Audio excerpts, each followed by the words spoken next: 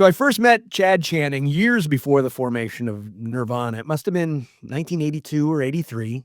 He was a friend of my bandmate, Ben Shepard from Kingston, who came to my house with Ben one afternoon.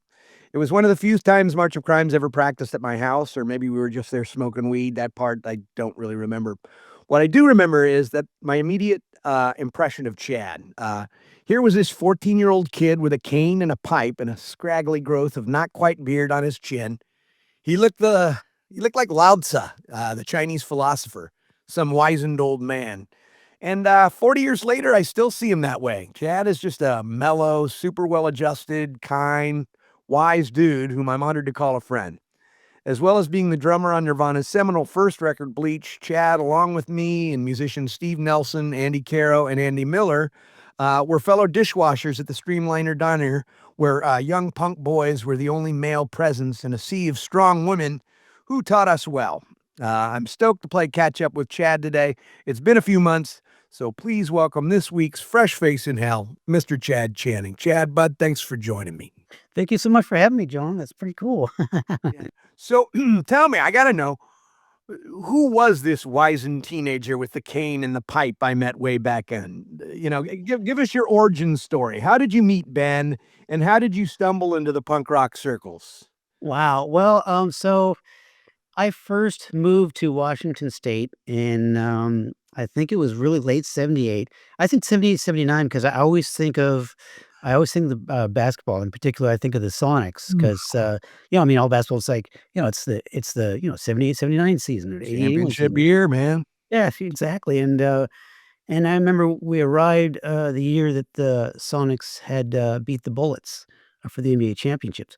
And I'd first moved to Port Angeles and lived in a tent with my mom, my dad, and my two sisters, three sisters actually, for about 6 months or so until my dad had scratched up enough money to get us a house. And after living there for a little while, we'd moved to Kingston, and that's when I first met Ben. I met like Andy, let's see, John Waterman, just all those Kingston people. Chet McKnight, the Yeah, boy, Chet Knight. Yep, yeah, the boys exactly. from 600 School, which was Ben's first band before him and Chet McKnight and John Waterman before Ben moved to Mud the island and Swansea. joined March of Crimes. Yeah. Yep, all that stuff. Yeah, oh yeah, exactly. And of course, also with uh, uh, John Gimson and Damon Romero, the whole MPO. Oh yeah, I recorded MPO as one of my realistic single track, but it had like 8 channels, but it was just a single track board. And they did the thing, where you separate everybody and they separate their amps in different rooms. And I thought I was quite the engineer. I had learned that from Jeff Ament when we recorded in the Young Fresh Fellows basement. I was not that good at it, but I Yeah. remember being proud of my work on NPO. And then, Yeah. Damon and John goes on to be a successful producer, and Damon still produced stuff and is still in Jaguar Paw. And Yep. Still doing his thing. Yeah, which is really, really cool. But yeah, that's where I just met the bulk of everyone. And the funny thing is, when I was in Port Angeles, I remember, I think it was a Time magazine that I was looking through. It came to our house. I think I was in the fourth grade at the time, and they had this article on punk rock. It's like it was all like stuff from like New York and L.A. And that was like I'd never really heard of punk rock until the moment I looked at this article. And I was reading it, and they had photographs and stuff like that. And I go, "Wow, this is a trip." And then of course, um, you know, little did I know later on when I came to Kingston and stuff, and I met Ben and everybody, you know, they were all just getting into the punk rock too, and so I started hearing, like, the Circle Jerks the first time, the Kennedys, just all this stuff, and of course, Ben had a bunch of stuff on, I think he had on Reel to Reel, of all things, which, that the stuff that he recorded from, I think, John Waterman, who, I think was for a part of a singles, club or something like that, or he would get records that he would order off of, Maximum R&R, and so there was, like, the Necros, yes, the Necros. I met the drummer of the Necros. I kind of at the Mudhoney show down in Portland recently, and oh, yeah. I kind of nerded out. Like he was sort of blown away. Like, dude, it was just the Necros. I was just a drummer of the Necros. I'm like, you don't Yeah, even understand, dude. no idea. That black LP, something for death, lust for death, or something like that with Oh, Power of oh, One. Yeah, yeah, yeah, great yeah, man, yeah, yeah, great man. yeah, yeah. Oh yeah, though that stuff was great. Oh yeah, all those songs, IQ 32 and all that kind of stuff. IQ 32, Negative Approach as well, stuff like that. Anyways, yes, and that just kind of boop, that just kind of opened my world to a whole new thing. And were you And drumming at that point? I just started drumming a little bit, but the first instrument I ever bothered to pick up was violin. And that's only because so when I went to school in Port Angeles, they actually offered, violin as one of the classes. And I thought, "Well, okay, I'll give it a shot, check it out." And they had, violins that you play there and whatnot. And, I even played one little concert, for at the gym or whatever they had there for the parents and all that stuff. We did, like, I think, 3 versions of Twinkle Twinkle, just some hot Such a cross hard buns. instrument to play. I mean, R like, and the really learning curve is just brutal for anyone that lives on it. In fact, probably even worse than the drums. The learning curve on that, like, Yeah. strangling a cat kind of thing. Oh, it's insane, but anyways, we ended up quit doing that because I moved because, I mean, we couldn't afford, actual lessons, let alone renting a violin, so that was a very brief history of that, and from there, I kinda stumbled into, doing drums and guitar, and, the first drum set I ever got was a CB700, and it was like I think my parents found it at the garage sale for like $200. And the first time I set that thing up and sat behind it, I just started playing a 4/4 beat right off the bat. I was just kinda like, "Whoa, that's weird. I can kinda do this." And I was kinda hooked from there on out. It's like, "Oh, okay, I think I can hold a beat. It's weird." And then I got into playing, to, bands on headphones. Like, I started listening to a lot of Led Zeppelin, and I put my headphones on, and I try to play all his beats. I couldn't do the fills, it was way beyond me, but after a while though, I could definitely, fill in and do some of his beats, but yeah, so that was kind of pretty fun. My So tea many of the greats are self-taught, guitarists, drummers, bass players. What was your first band? My very first band, oh gosh, I think it was probably a band called Anubis. It was just me and my friend Rob Trujillo, and, he played guitar, and then, my friend Paul McCarty, who was a keyboard player. And we actually worked out, like, about 2 or 3 songs. We never played any shows or anything, it was just kind of us just sort of figuring our shit out, And, yeah, that was, like, the very first band I ever got involved in, but I was thrilled about it 'cause, like, I had a drum set and over to my left was Robin's guitar, and the funny thing was is that he didn't have an electric guitar, he had an acoustic guitar, so I had to play kinda quiet, It's just kind of funny. I had a band called Squirrel Killers with Chris Brunton in it. Remember Chris Brunton, Grunt Yes. Lips? Oh, yeah. Yeah, and he had a hollow body too. It did have a pickup, Yeah, yeah, but yeah. he would often forget to plug it in. So I'd count off. I get like 1, 2, 3, 4, and he'd be go ring, ring, ring. Ring of Yes, you got to plug it in. Yeah, yeah, yeah. Well, I Yeah. got I mean, I've always kinda I can't believe I've never actually talked to you about this, but how did you wind up with Chris and Kurt, a couple of Aberdeen kids? Because I used to go down there in the early '80s. I kinda met Buzz outside of the metropolis in, like, 1983, and, we became fast friends, him and Matt and me, and so on our way to, like, play a show in Portland or something, we just stopped by one time and caught them practicing, and, those fucking guys didn't have anything to do but practice. They were so tight, and it was so Yeah, humbling because we yeah, thought we were tight, but it was kinda humbling, like, yeah.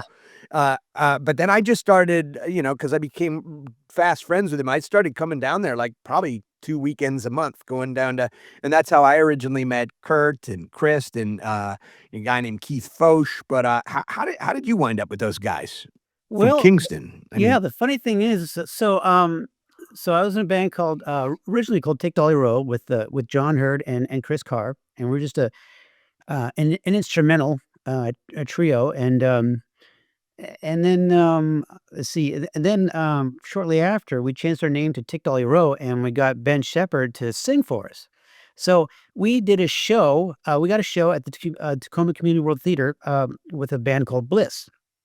And so we opened for them. This is 1980. 80s, I want to say late 87, somewhere Okay. around Just there. need a little context. Yep, exactly. And we played with this band, Bliss, and I remember, like, watching them afterwards, and, like, of course, they had this bass player, super, super tall dude, and then there's this dude on the guitar. They were a trio, and he had I think they were, I can't remember if they were green or purple. They're just, like, these crushed velvet, like, bell bottoms.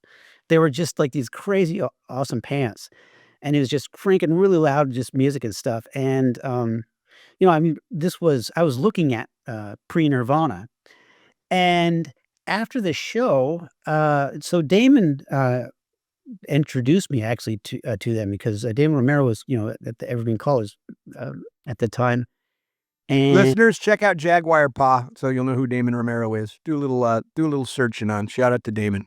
yep, exactly. If you go even farther back, check out some Treehouse.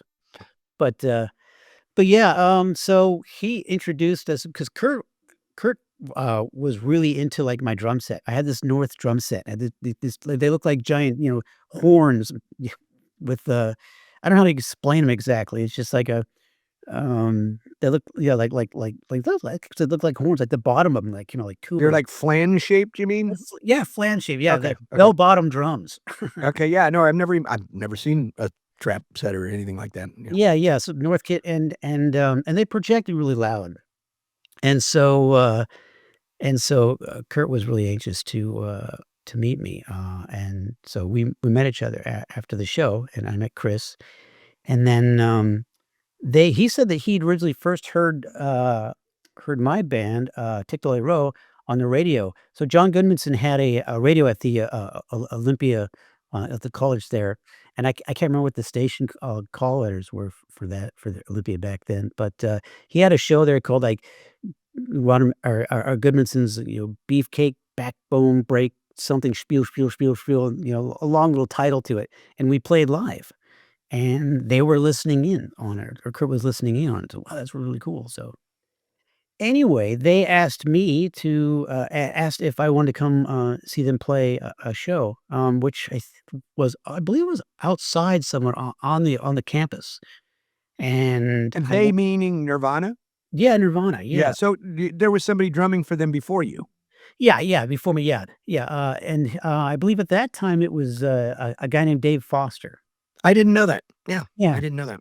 So from my history going back, for me, it was Dave Foster, and then before him, was Aaron Burkhart, back when, Nirvana was, still playing in Aberdeen.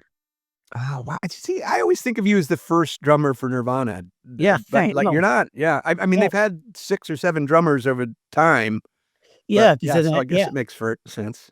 Yeah, exactly. Because I mean, after a time, even well, Peterson was brief. Dan Peterson from Mudhoney was briefly, in after me, and then Dave. In fact, I'm the Rock and Roll Hall of Fame. Dave went up and said, "Many of you might not know this, but I'm actually the 5th drummer of Nirvana." So Yeah, and Dave actually called you out there. I saw that speech. He called you out. He was talking about, what song it was off Nevermind, but the big drum part at the beginning, he said, "That was yeah, all in Chad. I Bloom. got that." Yeah, Yeah, In it's Bloom, this right, is yeah. Well, that fucking was nice of him to, call you out like cool. that. As far Yeah, as I'm concerned, you should have been there. yeah. So you get the invite from Kurt to go see Nirvana. It's 1987. Take it from there.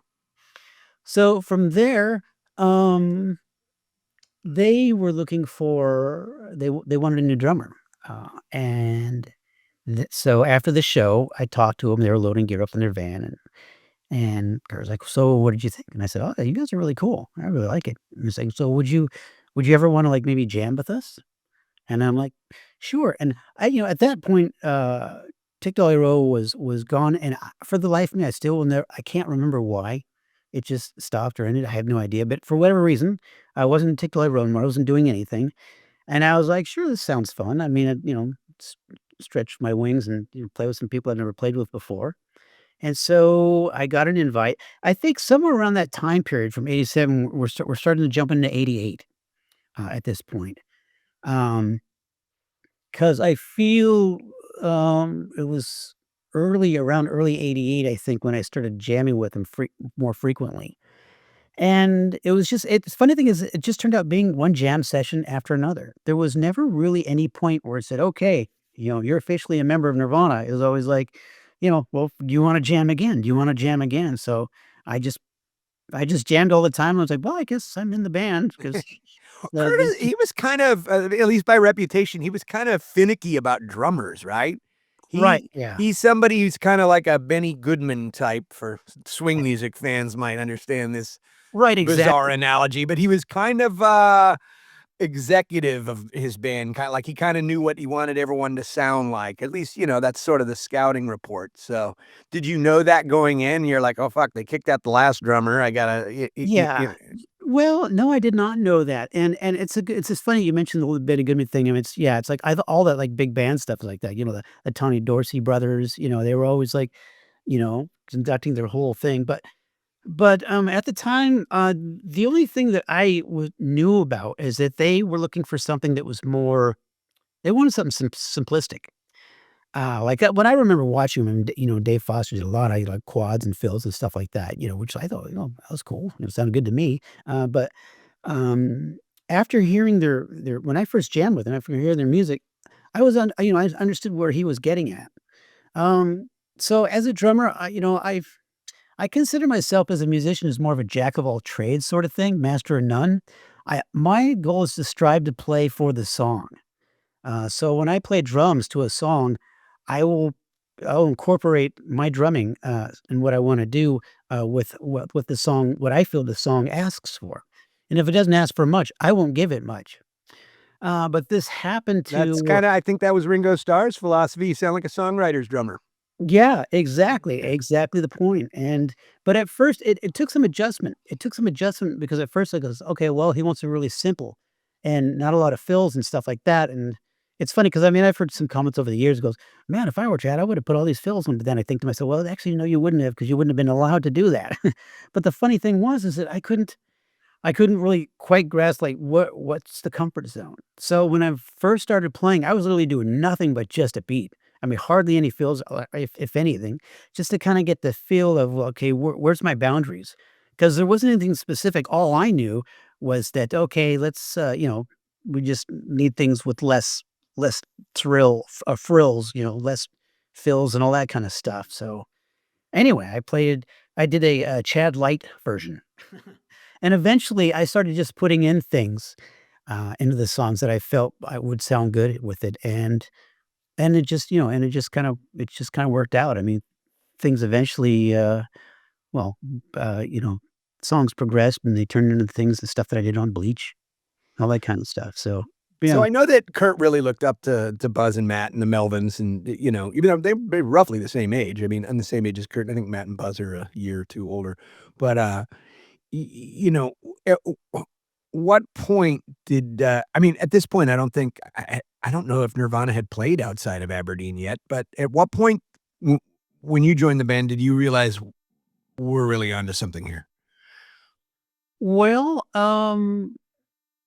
I think well, the first thing that just kinda like, "Whoa, this is okay, something could be happening," was during the time when I was, being courted or whatever, to join the band, shortly after a number of sessions of jamming with them, they had been in contact with Jonathan and Bruce from Sub Pop about doing a single for their Sub Pop Singles Club, and so we're like, oh, that's really cool. It's like, is this really going to happen?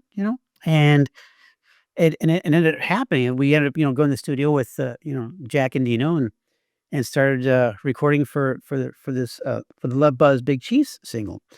And to me, that was like, okay, this is the first time I'd ever even, I had an opportunity to put vinyl on. So that kinda wowed me right there. It's like, "Oh, that's really cool."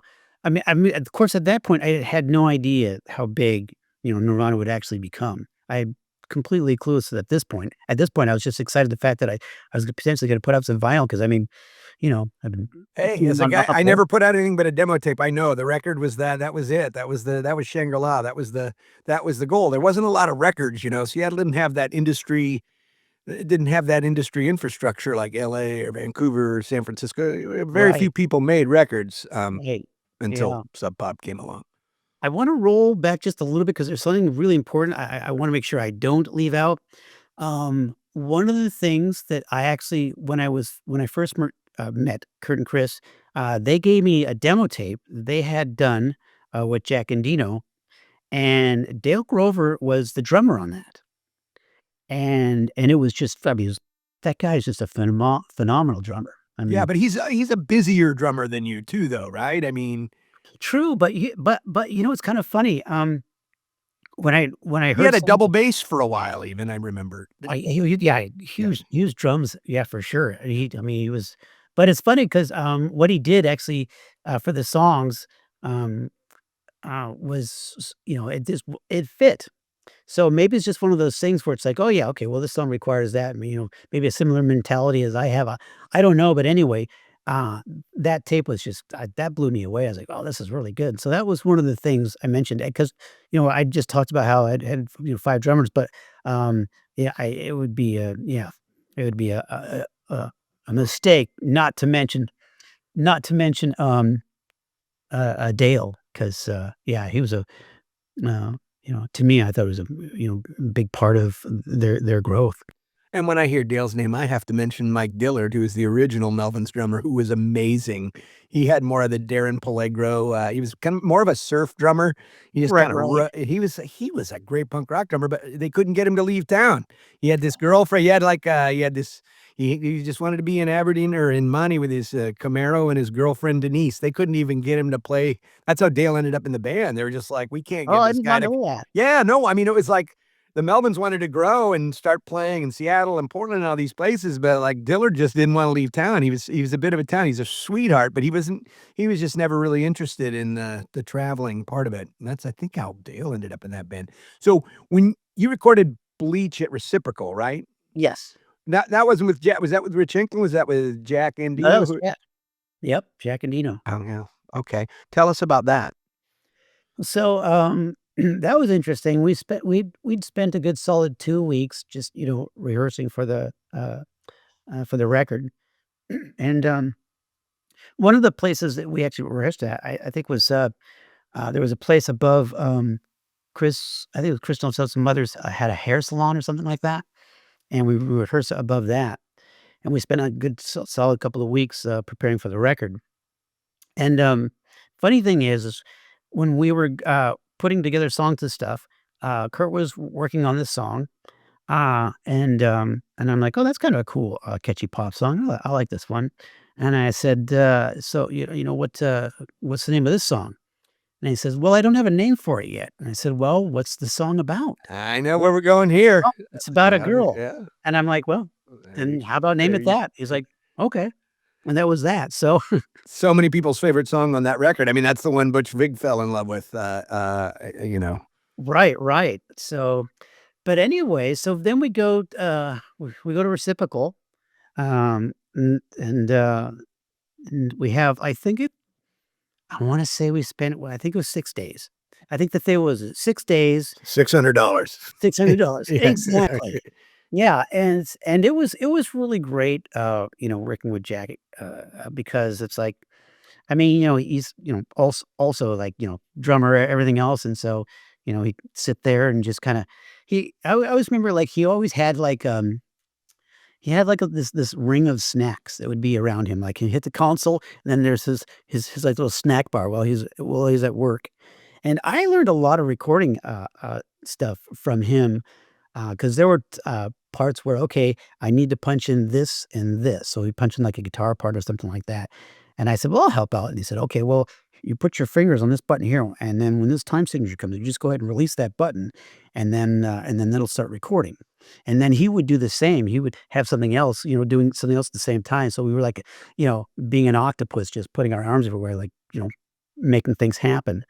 And it was pretty successful at it, doing all I that need to stuff. reach out to Jack. Thanks for the reminder. I mean, I don't know why we've covered so much of Seattle music from different angles, not just the musicians, but the photographers and people that covered the music, like Peter Blackstock. But like, I got to get Jack in here and talk to him about just nuts and bolts because he's a very unique producer. He was way ahead of the arc, you know, with the stripped down sound. I mean, coming out of the 70s and early 80s when everything was overproduced. I mean, he Yep. was way ahead of the arc as far as I want room sound and like we're gonna mic the drums this way and like it's gonna, you know. Yep. Yep. Yeah. So He is craft. That's for sure. yeah. So that now the public perception of Nirvana, as you know, as an organization, is that the band was a little bit of a train wreck. We've talked about this over and over on the podcast. A band is like a marriage with multiple people. Right. Right. Yeah. Yeah. Yeah, Yeah. Yeah. and some people are easier than others. And tell us about the group dynamic in Nirvana, the personalities, any tensions or idiosyncrasies that sort of marked your association as a trio. Well, as far as we actually got along really really well. I mean, I'm a pretty chill type of human being, and kind of quiet. Of course, I've been asked many times over the years, "Well, what's Kurt like? What's Kurt like?" And I always say, "Well, he's chill," because I mean, he was a pretty quiet guy, except on stage, but he was actually pretty mellow. The most vocal of us was Chris for sure. I Yeah. mean, What's funny is when I met Chris, the first year I knew him, he had his jaw wired shut. He had a operation or something.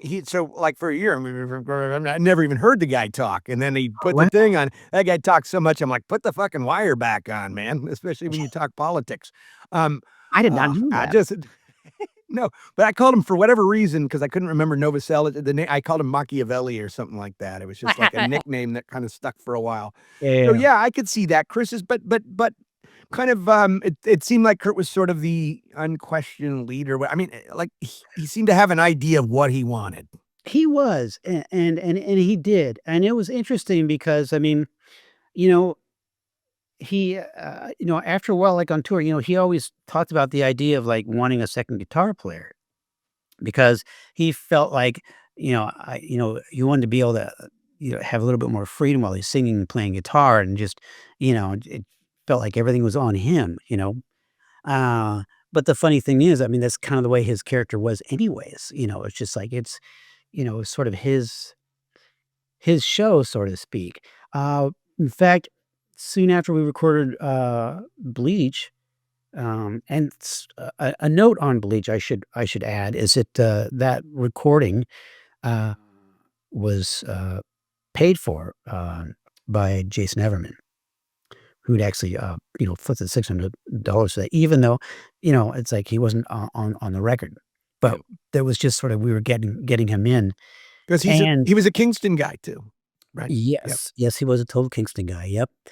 Um, Everman was for those that don't know, he was I guess would have been the second bass player of Soundgarden. yes. Yeah.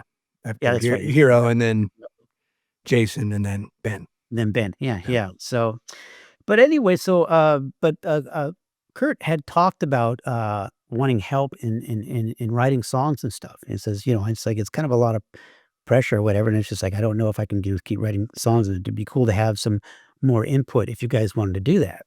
And of course, being a songwriter, I was all over that. I was like, "Oh, yeah, this is gonna be great. I would love to do that." And that's, slowly over time and in touring and stuff like that, I realized that that was probably never going to happen. It just wasn't going to happen, and I kinda knew that. And, I mean, all this actually was, this all kinda snowballed into us, going our different ways because as a songwriter, I wanted to do so much more, with my music. And so I was, after a while, I started kind of burning out on things, and when you do that, no matter what the situation is, that sort of stuff shows.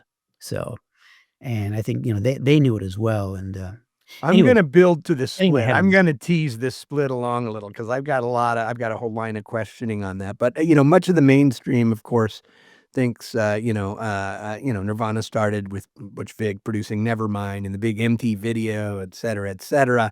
But right. Bleach was a major indie phenomenon, and it blew up in its own right. Did that catch you guys by surprise? I mean, 'cause Sub Pop is not they're just coming to their own as a label, but I mean that if I recall, it sold like 250,000 copies, which in indie terms is a lot of records.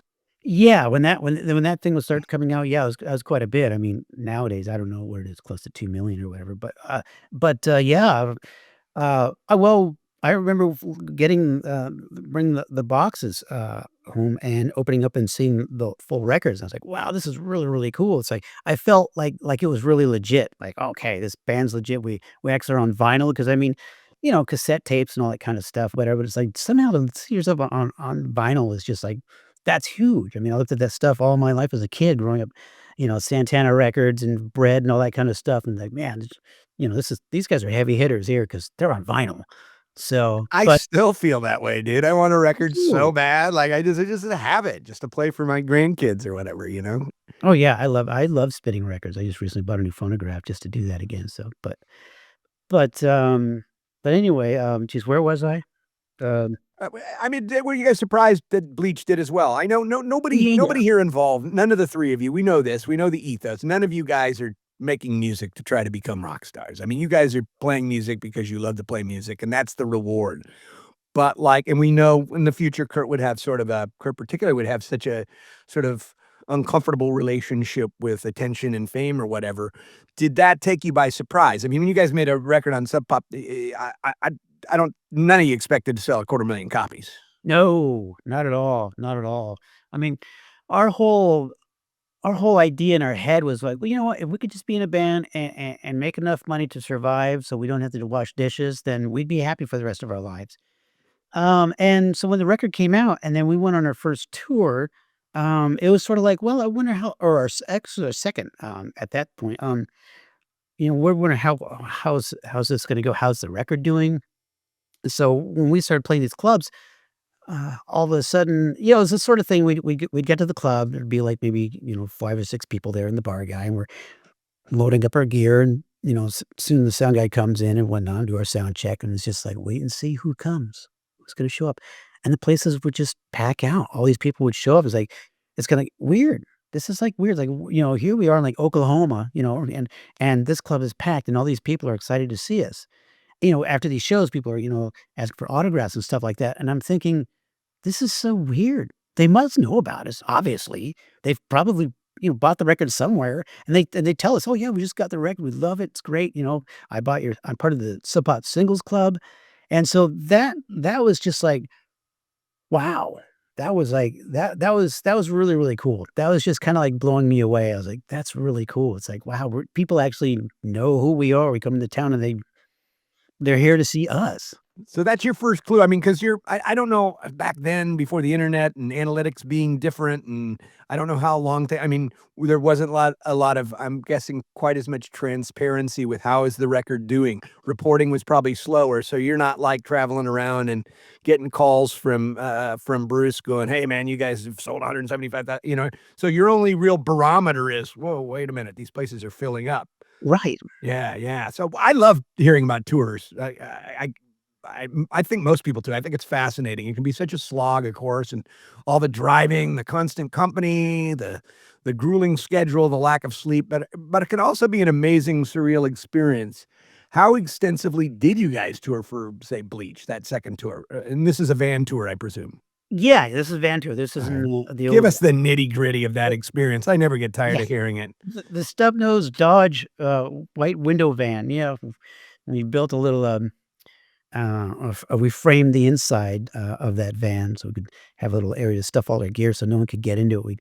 We took a hacksaw and sawed off the rod from the, because old van, you can just, take a coat hanger and pop Ugh. the lock up, but we sawed that off so you couldn't get at it. So anyways, so that was a big tour. We started out, I think, going south into California, um, going through Arizona, gosh, Texas, and kind of, we went through like Oklahoma, God, we've like Iowa, Chicago, kind of did this weird sort of up and down sort of thing, all the way across to New York and down to Florida and back. And it was crazy. A lot of the places we play, people would come up to us afterwards and say, "Hey, do you need a place to stay?" I mean, I rarely recall ever staying at a hotel, maybe once or twice, because it was guaranteed that someone was going to offer us a place to stay. So we were always staying at these fans' houses, which was great. If that wasn't the case, sometimes it would be just at a rest stop, and we just somehow, pass out sitting up in the chair in the seat of the van or something. But it was always that way.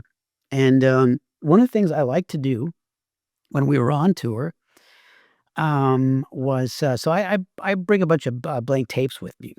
And if we found ourselves at a record store, I'd buy a record. And one of the things that people would let us do was like, I'd say, okay, do you mind if I bring my records in and burn into to cassette? And they're like, sure, This you is can do my that. next question was what was playing on the as my next question on my list here is like, what was because I always want to know this when bands on tour. I know people are just constantly listening to music and Yeah. people are fighting over what are we going to play. What were you guys playing in the band tape deck through that tour? Yeah, we had a lot of different stuff.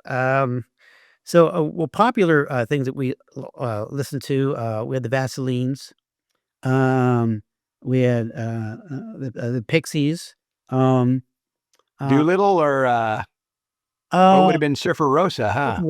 Surfer Rosa, yeah, Yeah. love Surfer Rosa. And let's see, we also listened to Shona Knife.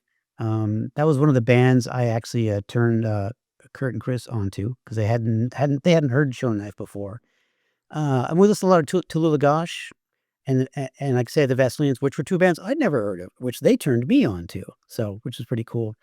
But one of the things that we used to do, I'd bring a lot of blank tapes with me because if we go to a record shop, if I find a record, the places that we'd stay at, a lot of people's, houses, always had the ability to, just burn the record onto cassette, which is, everybody just did that a lot of times. So I was like, "So I got this new record. Can I burn that?" "Oh, sure. Yeah, go for it."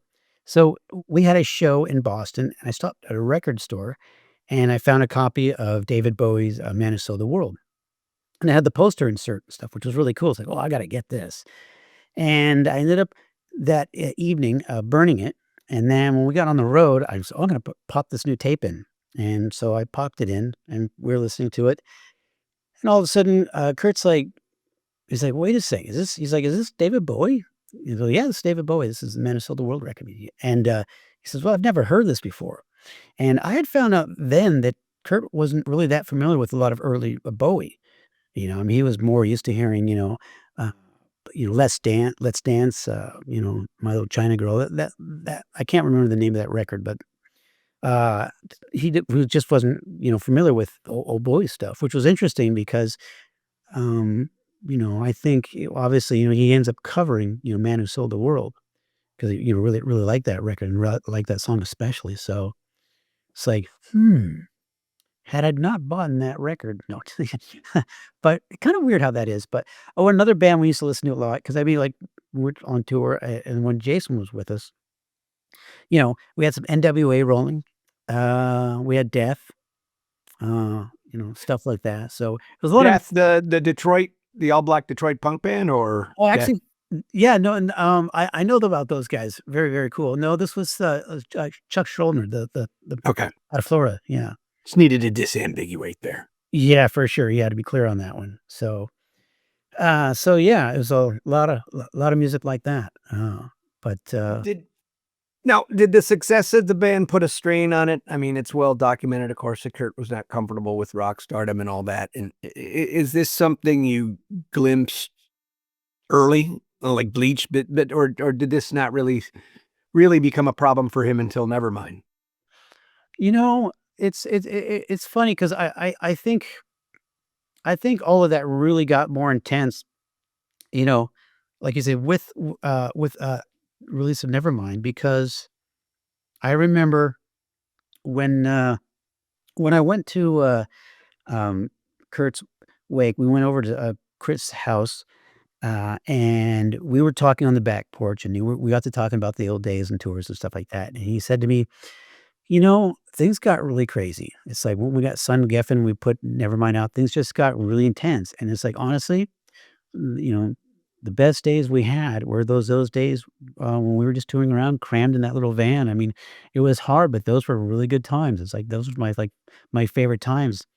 And I was, it was interesting to hear that, from him because I used to, 'cause I wasn't really there during that part where things really started crashing. I mean, there were little hints of it maybe, when we did our European tour, in '89, because there were points where, there was one point where we played, I think, a show in Rome, and I don't I really don't know what was going on, in Kurt's head, but he seemed very, kind of frustrated, about things, and then I don't know exactly what. At one point, he asked me, he's like, "Are you guys having, any fun anymore?" And to me, I was like, "Well, I am." Because, I mean, for me, touring, and Yeah, that's and see, in Europe, that's pretty heady stuff. exactly, and every show we played there, I mean, all these venues, they were packed. I mean, and a lot of them were pretty sizable venues too. So it was really like boom. It was like, okay, we're Nirvana is definitely something, because when we finally got to Europe, things were really, had taken up because we had no idea what to expect. It was like, okay, has anybody even heard about us, over there? And sure enough, yeah, well, everybody, there were, major fans over there, and it was great. And that's was like, okay, yeah, we're definitely, I mean, I don't know how big, but we're bigger than we were. But, yeah, for me, I mean, I spent my whole life pretty much on the road, and so I'm most comfortable on the road. I was having a great time. I didn't, I wasn't complaining about the food or where we were staying. It was all great to me. So, but it was around that time where maybe that was sort of like, those pressures that were coming on that people talked about that Kurt was enduring. But most of my time in the band, I just kind of I missed all that, all the that rise to the whatever drugs he was getting into and all that kind of stuff. That just wasn't a thing when I was in the band. So a lot of ways, I'm kind of thankful in some aspects to have sort of missed that sort of era of it in a way. Yeah, well, I mean, we gotta talk about that. I mean, you left Nirvana, and I I don't really know, did that work? I mean, was this a mutual decision? Were you kicked out? Did you decide to leave? Or how did that work? Well, it was a mutual decision, but it was weird because it was like I'd gotten to the point where I was just, like, sort of losing my enthusiasm to do to do things, because I wanted to do so much more in music. And when when you work closely with people all the time, and it's like, it's not hard to read when someone seems to be burning out. And so, really, I mean, there was little choice. They had made the drive up, from, I think Olympia at the time or whatever, or was it Tacoma? And yeah, and they came up to the house and I talked and said, "Yeah, we just feel like, we need to let you go and move on." And it was weird because it made sense to me, I was like, it was weird because it was kind of tough because I could see that it wasn't a simple thing. I mean, they were like, Kurt was like, "Yeah, it was." Or well, Chris had told me how, much they were, dreading that drive up there, to talk to me. And 'cause I mean, aside from that, we were always, and always had been really, really good friends. So it was kind of a hard thing. It wasn't like, Yeah. "Oh, total jerk and an asshole. Let's get him out of here." I mean, it's just like you could tell, I could see the emotion, welling up within Kurt and Chris, as they're talking to me about all this kind of stuff, and I could feel that too, just because of our friendship. But it did make sense, and I remember when they pulled away, a part of me had like I just had this sigh of relief. It's like, "Oh, okay, that's done." And it was like it's weird, you're sort of in a weird state of shock, but at the same time, it's like it just it needed to be done. I didn't have the strength to say, "Okay, something's gotta change or I have to go." For whatever reason, it had to come to the point where they had to talk to me about it. And my short answer has always been, well, we parted over no musical differences. And that's exactly what it was. When you boil it right down, it's just a musical difference. I wanted to do a lot more. Yeah, Um, you were happy with the traveling and the touring and, like, what was going on, like, professionally, but you were restless musically. yeah, and I was losing my inspiration, and like I say, I mean, when you work with people a lot and you're playing with, I mean, you can tell that. I mean, I'm sure it showed up in my playing and just my overall kind of mood, I guess, I suppose. I don't know, but that's just kind of how that kind of accumulated and came to a head. But And then but you're on the sidelines watching him blow up. And as a guy who kicked the future multimillionaire rock star out of his band, I have to wonder for any regrets. Like, I honestly, sometimes I look back, I go, God, I could probably sing like Mark Arms sings if I would have just stayed in a band. I could scream and like, Yes. who knows? And Poneman and Babbitt might have offered my band, and I might be doing a lot better financially than, finally it worked out as a novelist. But like, there was a lot of years there where I'm like, fuck, did I blow it by kind of dropping out? Do you ever have regrets about, financially, it's like, Jesus Christ. Well, sure, I've probably have a few more dollars in my billfold, but honestly, no, not really. And I certainly, I've that's certainly something that I think, a lot of people probably wonder about, because, oh, and then that's why I had to ask. And I'm not surprised to well, hear that you're okay with it. That's yeah. just kind of who you are. Yeah, well, it's interesting because, so I was talking to Dave, long time ago, Dave Grohl, and then I was reading this interview too, and we're talking about the differences between being in the band and then being outside the band. And for me, when I first heard Nevermind, I was blown away by it. Oh, this is a great record. And that's when I actually became a fan. Like, I became a fan of Nirvana after I was out of the band. And I had, like I said, I later had down the road and talked to Dave and even saw an interview where he talked about how he was a big fan of like Bleach and he loved, he was a big Nirvana fan. But then, like, when he got in the band, it was different. It's like it's such a different aspect when it's like you're looking outside, or you're looking, inside from outside, seeing everything happen, and you think, oh, that's really cool. It'd be a cool thing to be a part of. But then when you're part of it, it's like, oh, there's all this other stuff with it. I mean, you still love what you do. You still, you're having fun. You're enjoying the things you're doing in the band, but it's hard to explain the difference. By Like, the other stuff, what do you mean by the other stuff? Like infighting and just oh God, another well, band meeting or there's the touring. Yeah, there's the band. Well, yeah, there's the touring, there's the making of the records. I mean, and then of course, I imagine with someone like Geffen, they've got a schedule for you, and you have to, we're doing this next, we're doing this next, and doing this next, and then and two, and I mean, oftentimes with record deals, depending on, I guess whatever the deal is, but bands would be, roped into signing, we're going to do a 3 or 4 record deal. And within that contract, there's going to be a time frame. You have to have we want a record out, once a year sort of thing. This is just an example, of course, but oftentimes that would be the case. And then all of a sudden it's like, okay, we have to write songs. We have to quickly get into the record because it has to be out by this certain date. All these weird little pressures and things that you don't often really think about.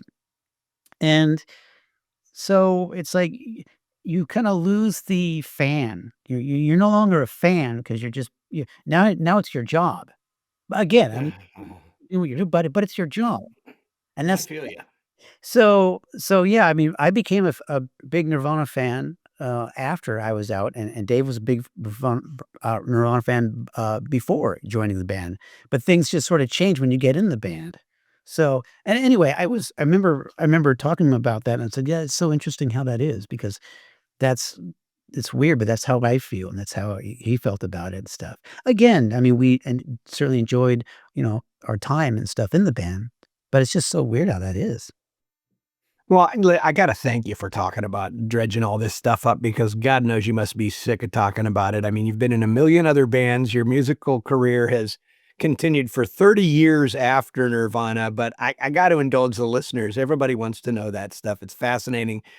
So you've been in many bands since your Nirvana days. Okay, so like what's your first first band that started playing shows, like first kind of whatever, quote, legit band after Nirvana? Okay, so because I started some really short-lived projects that didn't do any shows or anything, which but then so the first band that I'd gotten into was the Fire Ants. Those are Kevin Wood and Brian Wood. These are the brothers of the late Andy Wood from Muddy Love Bun, or I should roll that back and say Malfunction first off. So Yeah. Malfunction, uh, and then um, my friend Dan McDonald played bass, and yeah, it was just it was the four of us, and that was actually a really fun band. That record was great. Yeah, thank you. Yeah, Yeah. I love that record. Yeah, Matt, I have to wonder, just like I think of a band, like I think of, I grew up with Brian and Kevin and Andy, and Andy, personality-wise, is probably the easiest to deal with in a way. I mean, like, I just imagine that band could have a lot. I mean, Brian is, how do we politely put it? Brian is he could be a handful. I mean, he used to live on my floor for a while. He could be a real handful. And then and our mutual friend Ben is a man of strong convictions and personalities as well. So when I think of Fire Ants, I then think of Hater because some of the same personnel, and I'm like, how did that band sustain the force of its own invention? When we talk about a band as a marriage, I'm like, whoo, that one is that's like the Who's Virginia Woolf of marriages, band yeah. wise. Well, the Fires, it was funny because, I mean, Kevin Wood is just, oh man, that guy's a sweetheart through and through. Yeah, yeah. I love that guy, and he's just so chill, easygoing. I've always been, for the most part, pretty chill, easygoing. Dan McDonald, very laid back and chill. But Brian he was the tense guy in the band. But I think me and Dan and Kevin were so chill that we're just like, you know, we had the zone of chill in the band was really really big compared Yeah. to the opposite of Brian. And, but, Brian was really good. He was a really good singer, I always thought, and, I remember, well, Ben, yeah, so Ben Shepherd and Matt Cameron would always come out to, like, every Fire Ant show. Matt said, "Yeah, you guys actually are hands down my favorite local band right now." I said, like, "Well, that's really cool." So they'd always come out to the shows, and, but, that band had a lot of promise. The hard part about it was, you know the smaller the show, the better Brian was. It's like if a show was important, it mattered. It just I don't know what it was. I don't know with Brian whether he just didn't have any interest in like getting somewhere with the band. I'm not really sure. I mean, one time we had I think some from was it A&M come out to see us, and Brian ended up, he was, came to the show, except he decided to participate as a studio audience instead and never got up on stage. So, Oh, wow, he's a chaotic personality. He's like a gifted. Did you ever hear his 4-track recordings he would make, just to his demos himself? They were they were genius, man. They were brilliant. They were almost like tantrums. That's enough of your love. You remember that's enough of your lonely love. what is this thing? I mean, for who he is as a character and very volatile as he could be, that guy was hella talented. He's so much talent. Talk to me briefly about we're kind of winding down, but we need to talk about Can of Clouds. Are you Yeah. guys playing out? You got a record out? Talk to me about that. Yeah, so, Can of Clouds, does have a record out. So, Can of Clouds started, last year in, I think around, I wanna say like May or April. So the OK Hotel, that place that was in Steve and Tia. Steve and Tia, thank you. The famous OK Hotel. So for those who are not from Seattle, all our Seattle people know the OK Hotel. The OK Hotel was like sort of a legendary club that started as kind of a restaurant cafe, but then started having shows. It was like a epic hang in the late 80s, early 90s. Yeah, yeah, But go on. yeah. Before I do that, Eric Spicer. I'm sorry, Eric, I don't know what happened, my brain just fried on me a second. Eric Spicer was the guy that, we, played with in the Methodist and TVIB, incredibly talented. Okay, so just had to get that, thank you.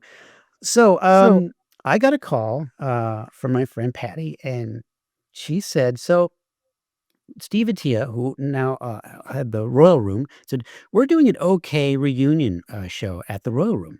And she asked me, "Well, would you like to be a part of it? And I thought to myself, well, I don't really have anything going except a little project with me and Justine. And I thought, well, we kind of had a couple of songs in the works. And Justine was looking over at me because I was kind of, had my hand on the phone. Goes, they're asking if we want to do a show. She goes, well, when is it? It's August 24th. She said, just say yes. We'll figure something out. Because we've been talking about doing a duo project for like a couple of years, just never got around to doing it. And so I said, okay, well, yeah, put us on. We'll do it. I said, maybe we might have 7 songs or so at the time. I don't really know. And I was like, no, that's fine. That'll be great. Anything would be awesome. So we're looking forward to it. And so what was the call? I said, well, we're called Can of Clouds. She says, great. I'll pencil you in. So I basically hung up and I looked at Justine and said, well, we got some work to do because that was the fire that was it lit it, under our ass to get this project going. And we did exactly that. We actually had about 8 songs that we had put together for the show. We played that, and then, like, 2 weeks later, we played the Rabbit Box, which, Tia is part owner of that place, and that's right down. Yeah, that's everything Stephen Tia touches is a great club. I did an event for with writers and for Steve Turner's memoir. I hosted an event at the Rabbit Box, and of course, I was there that night at the Royal Room too. That was the night Kitchen Radio also played. Right. That was a great night. It was so good to see all those people, Raymond behind the bar, and Pat, and like that was really awesome. Yeah. Yeah, it was fun, and so and anyway, so we've just been keeping it going. Last February 29th, we released, our first full-length record. Yep, vinyl. We have vinyl, and we have every social format. I mean, we have our website, canofclouds.com, because we're on Bandcamp and all that. And the interesting thing about this is, so Justine, she does the synth stuff, but mainly violin. She's completely classically trained. She went to PLU, and so it's really cool that she has this. She has a degree in music. She's a teacher. She conducts for the Bainbridge Island Youth Orchestra, as well as plays for the Bainbridge Island Symphony. And then of course she teaches. She's a teacher, does that, and she's just so that's her world.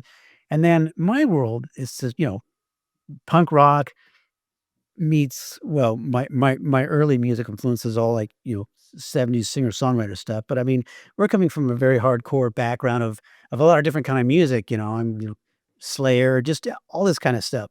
And so we're just kind of putting these two things together, things you would think like maybe wouldn't work. And so I'm just, I'm doing stuff uh, with drum pads and electric stuff like that. We're just kind of putting this all together. It's completely instrumental. Although maybe we might do some vocal stuff at some point. I don't know.